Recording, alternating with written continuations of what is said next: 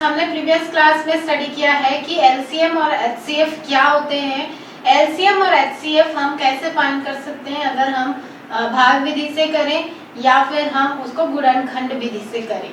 LCM और HCF find करने के मेथड्स तो हम पढ़ चुके।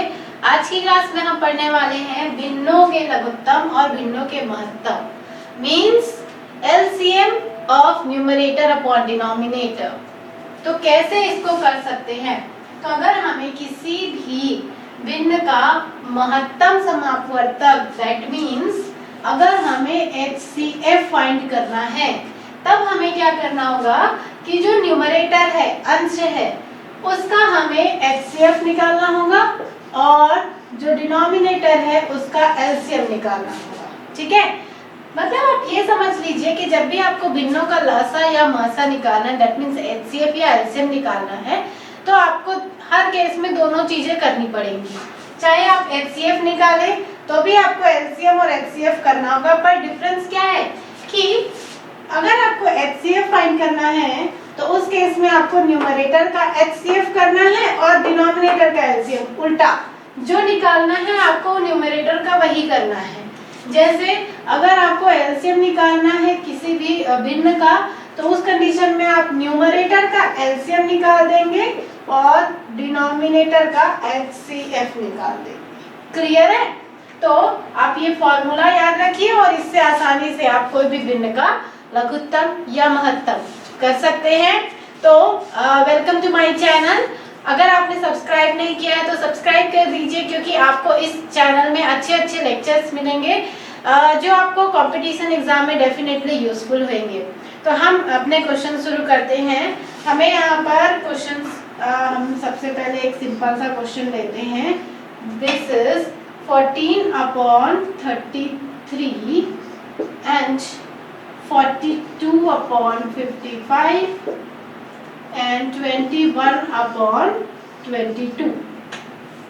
ये हमें मिल रहा है, इसका हमें HCF फाइंड करना है। ठीक है, अगर हमें इसका HCF फाइंड करना है तब हमने पढ़ा है कि इसके न्यूमरेटर का हमें क्या करना होगा, HCF निकालना होगा। न्यूमरेटर का HCF महत्तम, तो हमें न्यूमरेटर क्या क्या मिल रहे हैं, 14, 42 एंड 21। तो इन तीनों का हमें फाइंड करना होगा HCF। ठीक है, तो HCF इनका क्या होगा, देखिए इसके फैक्टर्स निकालिए, तो ये हो गया 2 × 7। ठीक है, इसका फैक्टर्स कीजिए तो ये हो जाएगा 6 × 7। इसका फैक्टर्स कीजिए तो ये हो जाएगा 3 × 7। तो यहाँ से हमें क्या मिला कि इनमें सब में 7 आ रहा है, मतलब इसके HCF की वैल्यू क्या हो जाएगी, 7। ठीक है, अब इसके इनका आप कर दीजिए LCM। तो LCM मैं यहाँ पर भाग विधि से कर रही हूँ, क्योंकि LCM निकालने के लिए ये मेथड ज़्यादा अच्छा होता है, इससे आसानी से आप कर सकते हैं। तो ये 2 से जाएगा सबसे पहले, ये 11 टाइम्स, फिर ये 3 से जाएगा, ये 33 11 टाइम। इसी प्रकार यहाँ पर 5 से आप करेंगे तो ये 11 11 11, फिर 11 से कर दीजिए। तो हमें यहाँ पर इनका क्या मिल गया, 2 × 3 × 5 × 11। मल्टीप्लाई कर दीजिए, 2 3 6, 6 5 30 एंड 30 × 11, दिस इज 330।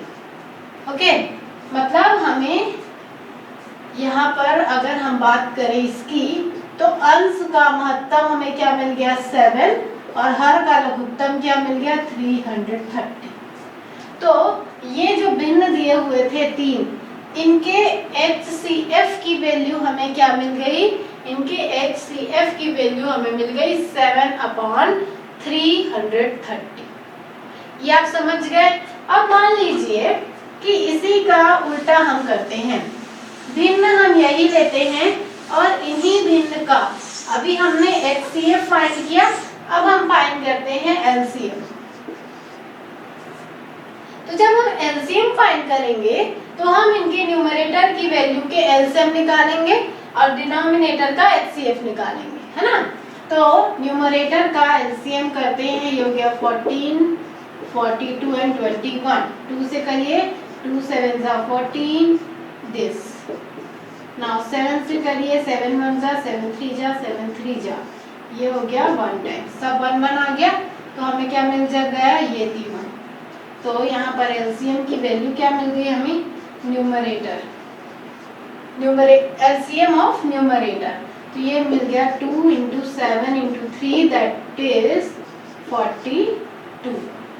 ठीक है, तो एलसीएम की वैल्यू हमें मिल गई यहाँ पर 42।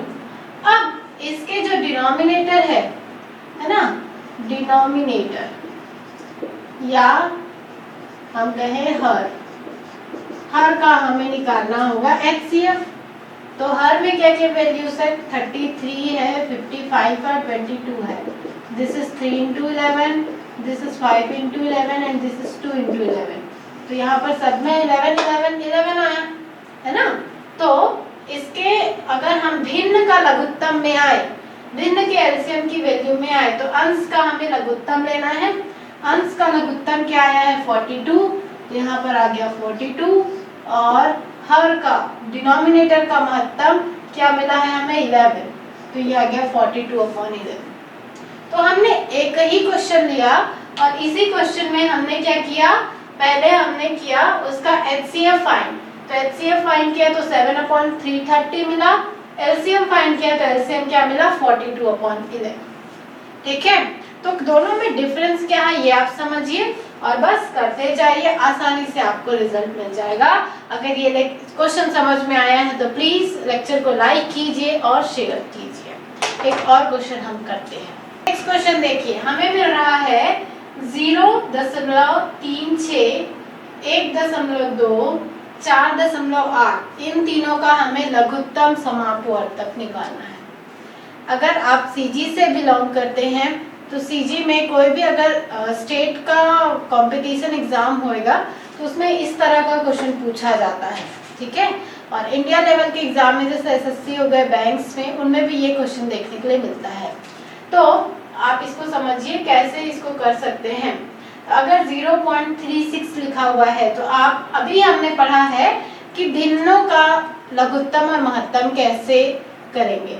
अब हमें यहाँ पर दशमलव की संख्याएं मिल गई हैं, तो अगर 10 दशमलव की संख्याएं मिल गई हैं तो उस समय इन डेसिमल नंबर को हम रैशनल नंबर में बदल लेंगे। ठीक है, इस दशमलव संख्या को हम भिन्न में बदल लेंगे। उससे क्या होगा कि हम जो अभी रूल पढ़े हैं वही अप्लाई कर लेंगे। तो यहाँ पर 0.36 को हम लिख सकते हैं 36/100, इसको हम लिख सकते हैं 12/10 और इसको हम लिख सकते हैं 48/10, और हम इसका एलसीएम निकाल लेते हैं। और इसका एलसीएम निकालना आसान है, क्योंकि एलसीएम निकालना है मतलब हमें इसके अंश का या न्यूमरेटर का एलसीएम करना पड़ेगा। एलसीएम ऑफ 36, 12 एंड 48, और हमें करना होगा एचसीएफ ऑफ 100, 10 एंड 10, है ना। तो करिए, एलसीएम निकालते हैं। तो एलसीएम के लिए मैंने बोला था भाग विधि सबसे अच्छी है, उससे आप इसको कर सकते हैं। तो ये हो जाएगा 2 से 2 18, 2 6 and this is 24 times this and this।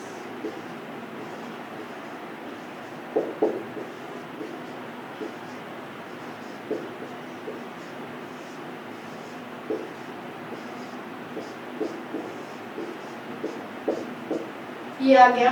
Okay, तो हमें क्या मिला, 2 into 2 into 2 into 2 into 3 into 3, 2 2 जा 4, 4 2 जा 8, 8 2 16, 16 3 जा 48 एंड 48 इंटू 3, तो 48 इंटू 3 दिस भी 144। तो ये हमें मिल गया 144 एलसीएम की वैल्यू। अब हम आते हैं एचसीएफ पर। तो एचसीएफ में क्या होगा, देखिए ये 100 मिला है, 10 मिला है, 10 मिला है, तो आप इन तीनों को देखकर बोल सकते हैं कि इसके एचसीएफ की वैल्यू 10 होगी। क्यों? क्योंकि ये हो गया 10 इंटू 1, ये हो गया 10 इंटू 1 और ये हो गया 10 इंटू 10, तो यहाँ पर कॉमन है 10, तो एचसीएफ की वैल्यू क्या हो जाएगी, 10। अब हमें इन भिन्नों का एलसीएम निकालना है। तो कंप्लीट अगर आप बात करें एलसीएम की, तो ये क्या होता है, अंश का एलसीएम, और अंश का एलसीएम हमें मिला है 144, तो ये हो गया 144, और हर का मासा, हर का एचसीएफ, तो ये क्या हो जाएगा 10। तो यहाँ से ये हमें क्या मिला 14.4, और 14.4 हमें यहाँ पर हमारा रिजल्ट मिल गया। देखिए अगर ये दशमलव में क्वेश्चन दिया होता है ना, तो आप आंसर भी दशमलव में लिख दीजिएगा। अगर ये भिन्न के फॉर्म पे दिया होता है तो आप यहीं पर अपना प्रॉब्लम स्टॉप कर देते। तो हमें यहाँ पर रिजल्ट क्या मिला 14.4। ठीक है, तो इस तरह से इस प्रॉब्लम को कर सकते हैं। अब मुझे जल्दी से कमेंट करके बताइए आपको ये क्वेश्चन समझ में आ रहा है कि नहीं। अगर कोई डाउट है तो प्लीज मुझे कमेंट बॉक्स में भेज दीजिए, क्योंकि मैं कंटिन्यूअसली आपका डाउट देखती हूँ। और उस अगर कोई टॉपिक आपको पढ़ना है जो आप चाहते हैं कि मैं इस टॉपिक से पहले वो पढ़ाऊँ, तो वो भी आप कमेंट बॉक्स में कमेंट करके बता सकते हैं। ठीक है, कुछ और क्वेश्चंस करते हैं।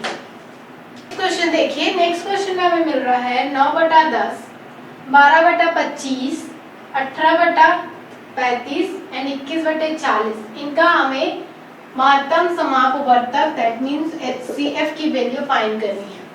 तो एचसीएफ की वैल्यू हम कैसे कर सकते हैं, एचसीएफ फाइंड करने के लिए हमें अंश का एचसीएफ निकालना होगा और हर का एलसीएफ। ठीक है, तो हमें एचसीएफ निकालना होगा किसका, 9, 12, 18 और 21 इनका। तो सबके वो लिखती है गुणनखंड। लिखिए जनरली क्या होता है, एचसीएफ निकालने के लिए गुणनखंड विधि और एलसीएम निकालने के लिए भाग विधि ठीक रहती है। तो 9 को हम लिख सकते हैं 3 गुणा 3, 12 को हम लिख सकते हैं 4 गुणा 3, 18 को हम लिख सकते हैं 3 गुणा 3 गुणा 2, 3 3 9 दूनी 18, और इसे हम लिख सकते हैं 3 गुणा 7। तो सब में यहाँ पर 3 3 की वैल्यूज आई हैं। तो इससे हमें क्या मिला कि इसके जो एचसीएफ की वैल्यू आ जाएगी वो आ जाएगी यहाँ से 3। ओके, अब हमें एलसीएम निकालना है, तो हमें एलसीएम फाइंड करना होगा इसके हर का। हर में संख्याएं हैं 10, 25, 35 और 40। तो इनको भाग विधि से निकालिए, ऐसे 2 से करिए। तो जब 2 से करेंगे तो यहाँ पर ये हमें मिल जाएगा 2 पंचे 10, ये जाएगा नहीं 2 से, ये भी 2 से नहीं जाएगा, ये 2 20 बार 100। 5 से करते हैं, 5 एकम 5, 5 पंचे 25, 5 सत्ते 35 और 5 चौक 20। ठीक है, फिर यहाँ पर ये 4 से होगा, ये 1 आ गया। फिर यहाँ पर 5 से करिए तो ये 5 1 आ गया। फिर इसके बाद 7 से करेंगे तो ये 7 भी यहाँ पर 1 आ गया। तो सारे टर्म्स यहाँ पर 1 1 1 1 आ गए।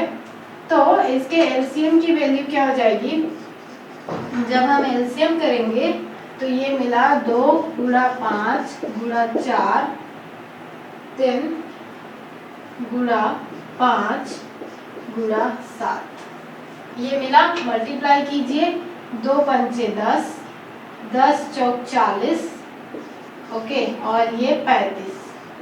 तो इसको गुणा करिए तो 35 दूनी 70, 70 दूनी 40, तो ये हो गया 1400।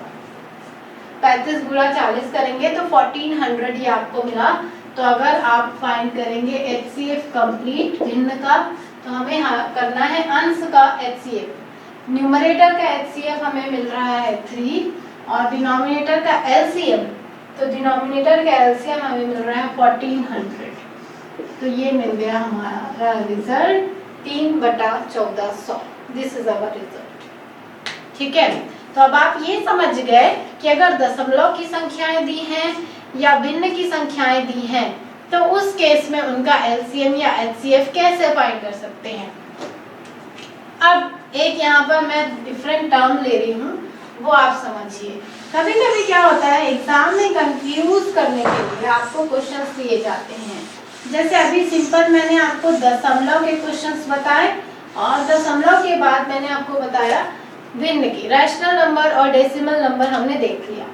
अब मान लीजिए आपको इस तरह का क्वेश्चन पूछा गया, 10 की घात ऋण 1, 10 की घात ऋण 9, 10 की घात ऋण 8, 10 की घात ऋण 6। इनका हमें फाइंड करना है एलसीएम। अब इनके एलसीएम की वैल्यूज हम कैसे फाइंड करेंगे, या फिर इसी क्वेश्चन को दे दिया गया और एचसीएफ फाइंड करने के लिए कहा गया, तो इसका एचसीएफ हम कैसे फाइंड करेंगे। तो ये थोड़ा कंफ्यूज करने के लिए एग्जाम में देते हैं, कोई बात नहीं, परेशानी की बात नहीं है। देखिए ये क्या हो जाएगा 1/10, ये क्या हो जाएगा 1/10 की घात 9, ये क्या हो जाएगा 1/10 की घात 8, ये क्या हो जाएगा 1/10 की घात 6।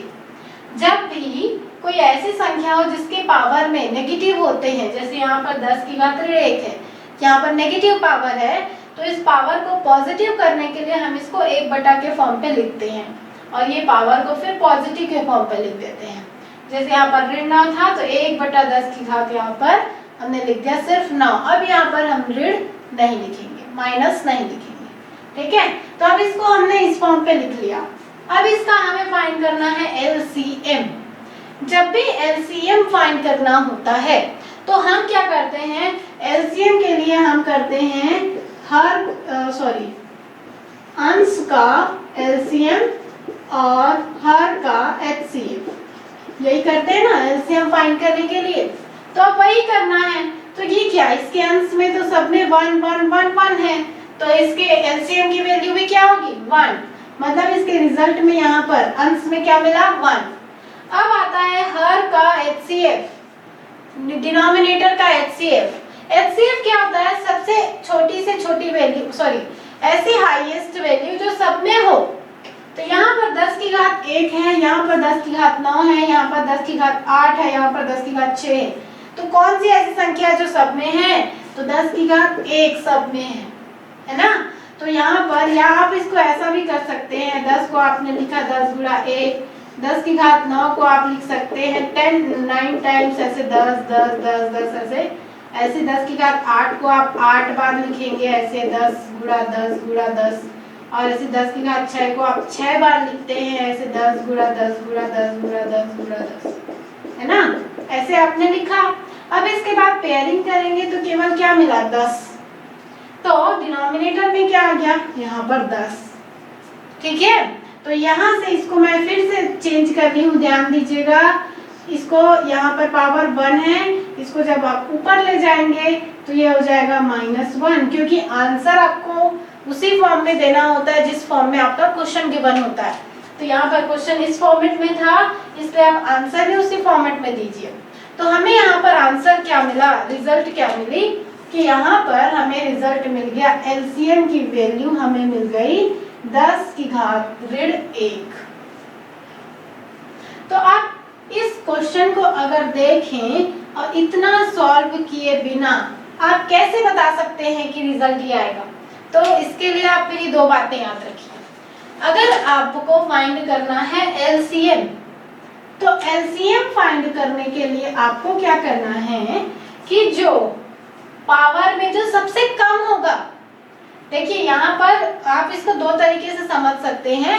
सबसे बड़ी वैल्यू आप ले सकते हैं, और अगर नेगेटिव में सबसे बड़ी वैल्यू देखेंगे ना, तो जो सबसे कम होगा ये सबसे बड़ा है और ये सबसे छोटा है, ठीक है, क्योंकि नेगेटिव में जस्ट उल्टा हो जाता है। तो यहाँ पर ये सबसे बड़ा है, पर मैं आपको आपके समझने के लिए बोल रही हूँ कि आप नेगेटिव पॉजिटिव मत देखिए। यहाँ पर आपको क्वेश्चन में नेगेटिव पॉजिटिव देखना होगा, क्योंकि अगर कभी ऐसा क्वेश्चन दे दिया गया जिसमें पावर पॉजिटिव है फिर आप कंफ्यूज हो जाएंगे।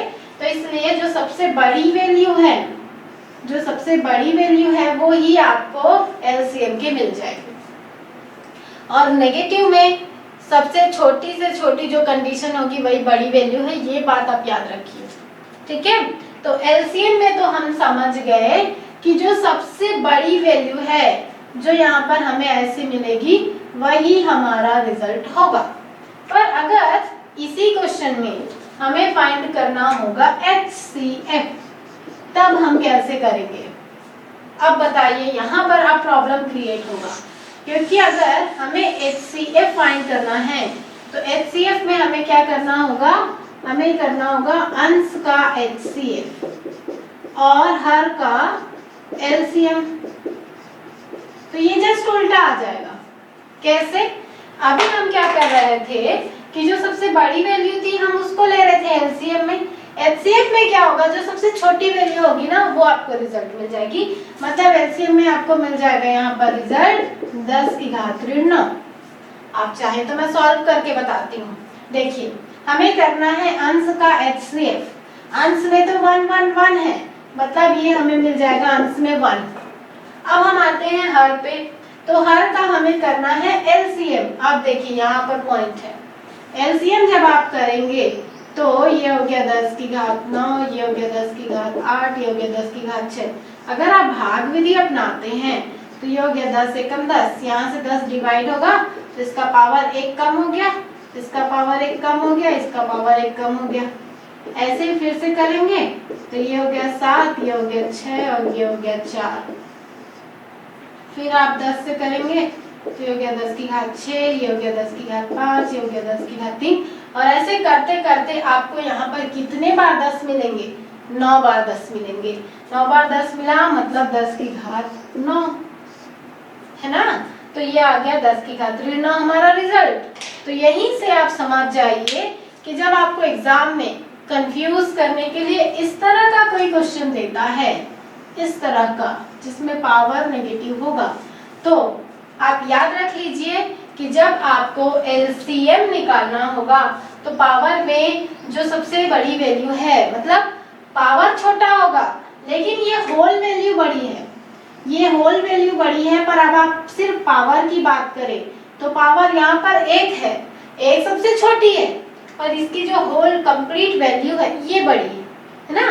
तो अगर आप पावर से याद रखेंगे तो पावर से याद रख लीजिए कि जिसका पावर यहाँ पर सबसे छोटा होगा वो आपको LCM मिल जाएगा, और जिसका पावर यहाँ पर सबसे बड़ा होगा वो आपको HCF मिल जाएगा। ठीक है, तो आपको जैसे याद रखना है, आपको जो मेथड आसान लगता है उससे आप कर लीजिए, पर ये नियम याद रख लीजिए। अगर आप एग्जाम में भूल जाते हैं कि कैसा था, छोटा था, बड़ा था, तो परेशान मत होइए, 2 मिनट अपना टाइम दीजिएगा और इसको सॉल्व कर लीजिएगा। बस एक लाइन आप सॉल्व करेंगे, इसको इस फॉर्म पे लिखेंगे, आप समझ जाएंगे कि आपको क्या करना है। ठीक है, तो इस तरह का क्वेश्चन आप पूछा जा सकता है, इसलिए मैंने इसको लिया है। अब इसके बाद कुछ वर्ड प्रॉब्लम आपको देखने के लिए मिलते हैं। जैसे कभी कभी क्या आपको इस तरह का क्वेश्चन मिलता है कि अगर किसी मंदिर में 3 घंटियां हैं, तीनों 5-5 मिनट के अंतराल में बजाई जाती हैं, अगर वो 2:15 में एक बार बजी एक साथ, तो कैस कितना बजे वो फिर से एक साथ बजेंगी। इस तरह के कुछ क्वेश्चंस आपने एग्जाम में देखे होंगे। तो इस तरह के प्रॉब्लम्स हम नेक्स्ट क्लास में डिस्कस करेंगे, तो नेक्स्ट क्लास भी आप जरूर देखिए। नेक्स्ट क्लास भी बड़ा इंटरेस्टिंग होने वाला है। मैं कुछ सेलेक्टेड क्वेश्चन से आपको बताऊंगी, तो वो क्वेश्चंस आपके लिए डेफिनेटली बेनिफिशियल होंगे। अलग अलग तरीके के, अलग अलग कॉन्सेप्ट्स के हम पढ़ेंगे। जैसे आज हमने 4 क्वेश्चंस किए, लेकिन चारों क्वेश्चंस अलग कॉन्सेप्ट के थे। ये क्वेश्चन जैसे आपने देखा, तो उसी तरह के कुछ अलग अलग क्वेश्चंस भी हम नेक्स्ट क्लास में करेंगे। ठीक है, तो आप नेक्स्ट क्लास पे बने रहिए। प्लीज अगर आपको मेरा लेक्चर अच्छा लगता है, चैनल को सब्सक्राइब करना ना भूलिए। Thank you so much.